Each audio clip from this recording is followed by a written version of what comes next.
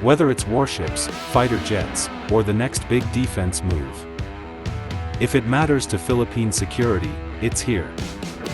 When the light tank project was first approved, it symbolized a new era for the Philippine Army, one where mobility, firepower, and technology could merge to form a rapid response armor unit capable of handling both internal and external threats.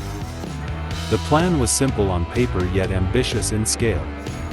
The Army would acquire a tracked light tank, based on Israel's Sabra Light II platform, built to punch above its weight. A wheeled light tank, the Pandur II 8x8, designed to swiftly maneuver across paved roads, coastal towns, and urban zones.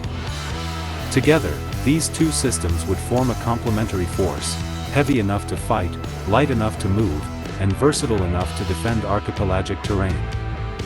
But as months passed, the dream began to unravel. According to reports, supply chain disruptions and shifting production priorities within the manufacturer's pipeline triggered early delays in the Pandur II's delivery schedule. Initially dismissed as routine hiccups, these delays grew more concerning as the months turned into years. By 2024, whispers began circulating that the wheeled variant was in trouble. While the Sabra tracked tanks were making steady progress, with crews already praising their performance in early trials, the Pandur II became a symbol of uncertainty. Officials privately expressed frustration over the slow communication from the manufacturer and the rising cost of maintaining contractual obligations without tangible progress. Eventually, the inevitable happened: the Pandur II wheeled tank program was cancelled. Despite the setback, the Sabra Light Tank has proven to be a success story in itself.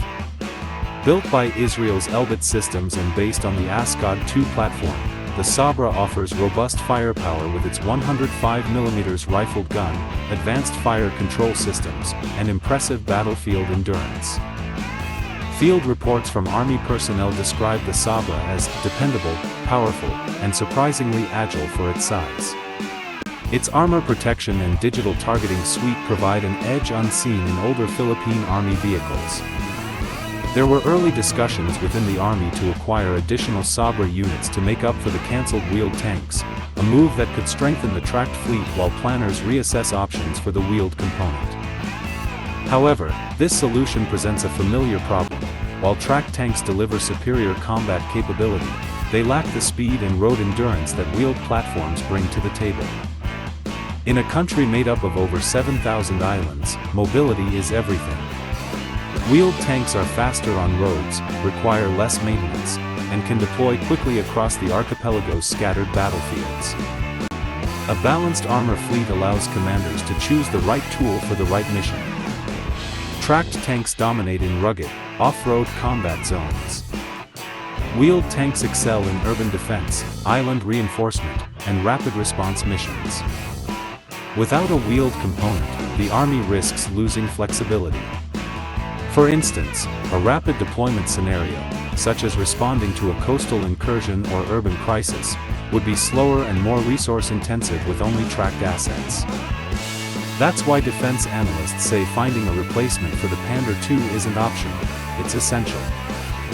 With the Pandur II program now shelved, the Philippine Army and the Department of National Defense have started exploring alternatives. Sources close to the matter say at least 3 contenders are being studied as potential replacements for the cancelled wheeled tank project.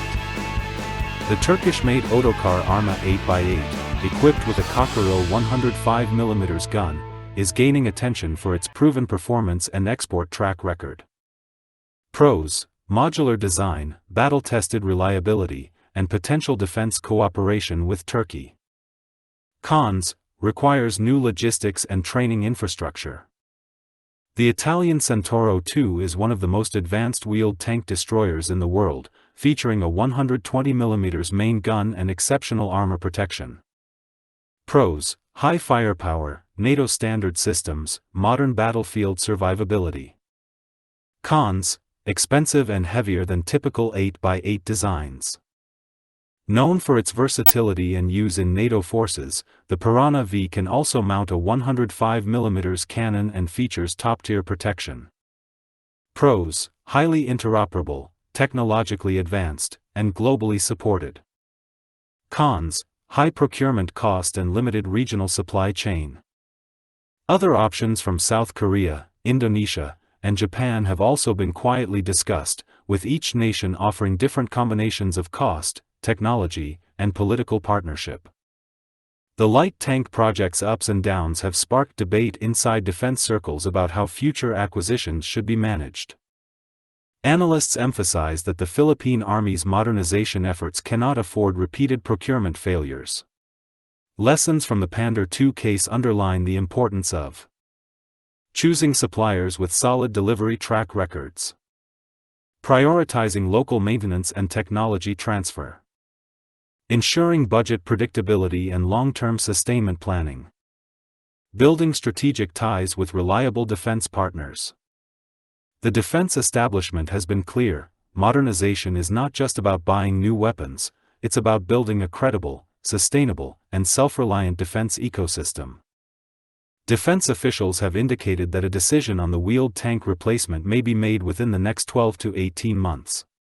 The goal is to ensure that the Philippine Army's armor units remain on track to achieve their operational readiness targets for the latter half of the decade.